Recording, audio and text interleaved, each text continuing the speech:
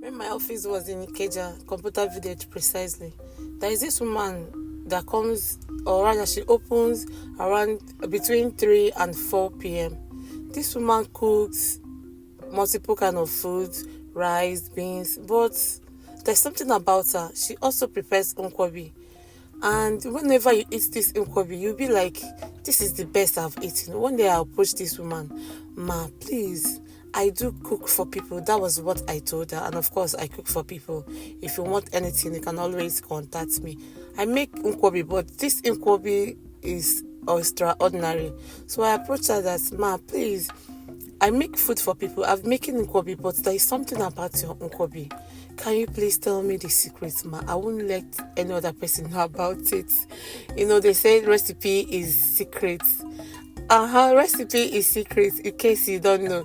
Just the way they say business is secret. Yes, someone's recipe is the person's secret. She looked at me from head to toe like, madam, why do you want to know my recipe? I just pleaded with her. Ma, please don't be angry. I really want to know what exactly that makes your Nkwobi to be distinct around this place. Someone introduced it to me, and since then I always crave for this Nkwobi. She said, okay, don't worry, I'll tell you. Just give me a few minutes. She went inside and brought out Iru. Was it Iru? No, Ehuru. She went inside and brought out Ehuru and said, anytime you make Nkwobi, my dear, add Ehuru.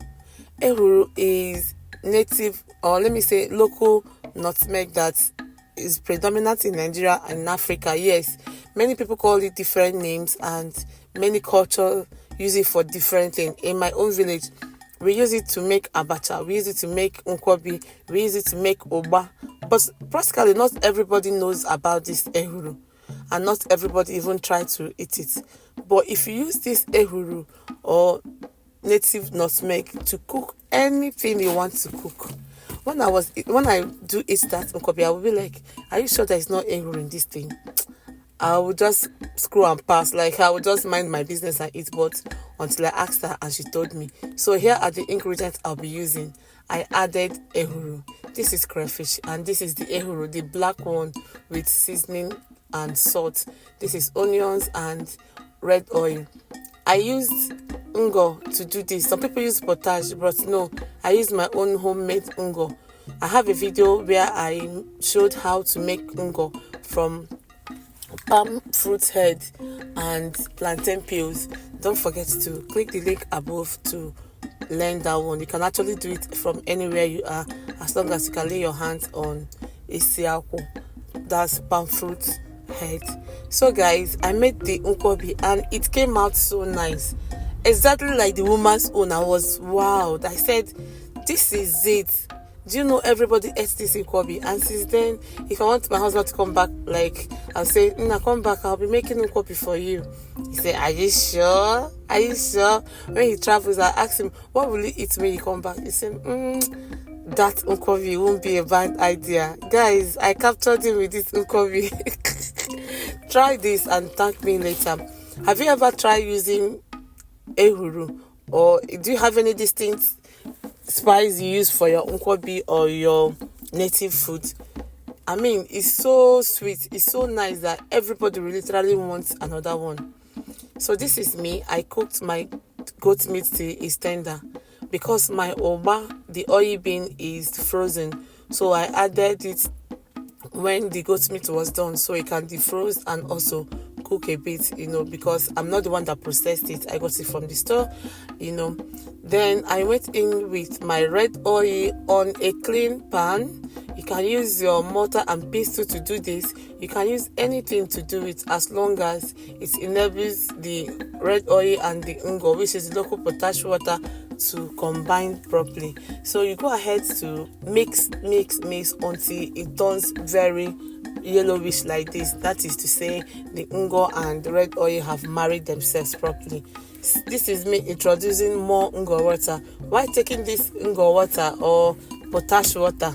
I don't know what to call it, but we call it miringo in Igbo land, which is in Nigeria. Once you combine it together, make sure everything both of them are properly combined before you start adding in your spices. Add the spices, crayfish, seasoning. Please do not add salt at this stage, because the salt will make the ngo and oil to separate again. Salt is a powerful that God has given unto us. It's nice, okay? So, but before I added the salt, I made sure I added my meat first. That is to enable me, to get the proper taste that, yes, this is very okay, before, or I need to add more, because the meat was already spiced, you remember. Once everything is properly combined this way, the already cooked meat, which you allow to cool off a little bit, you don't pour it in when it's very hot, because if you do, the ongo and red oil will both separate again. It doesn't require salt at this stage, and it doesn't require very hot stuff. So when your goat meat is properly cooked, you allow it to cool off a bit before mixing it with the already mixed solution, or already mixed ngo. Let me use that word, solution. So I added also onions, and onions will enhance the taste as well.